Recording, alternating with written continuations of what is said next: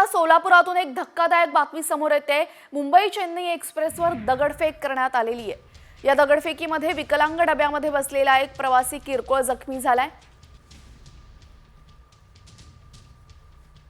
तर अनिकेत लहामुने असं या मुलाचं नाव असून दगडफेकीमध्ये रेल्वेच्या काचाही फुटलेल्या आहेत, त्यामुळे प्रवाशांमध्ये भीतीचं वातावरण आहे। या संदर्भात अधिक माहिती देत आहेत आमचे प्रतिनिधी विश्वभूषण।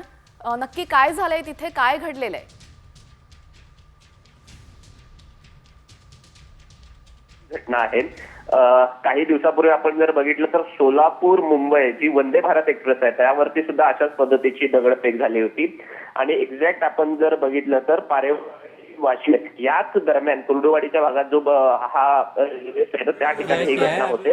त्यानंतर ही दुसरी घटना या ठिकाणी झाली। विकलांग डब्यावरती दगडफेक झालेली आहे। यामध्ये कुठल्याही पद्धतीची जीवितहानी झालेली नसली तरी सुद्धा एका प्रवाशाला किरकोळ जी जखम आहे ती झाल्याचं चित्र आपल्याला पाहायला मिळतंय। मात्र एकूण सर्व गोष्टींमुळे आरपीएफ आणि वाहतूक पोलीस जे आहेत, लोहमार्ग पोलीस आहेत, यांच्या गस्तीवरती प्रश्नचिन्ह निर्माण केल्याचं चित्र आपल्याला पाहायला मिळतं।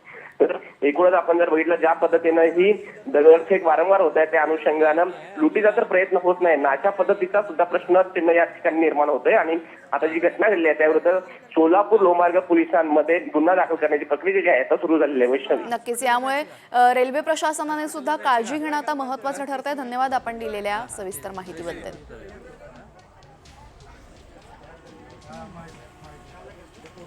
इधर से पत्थर आके इधर लगा है।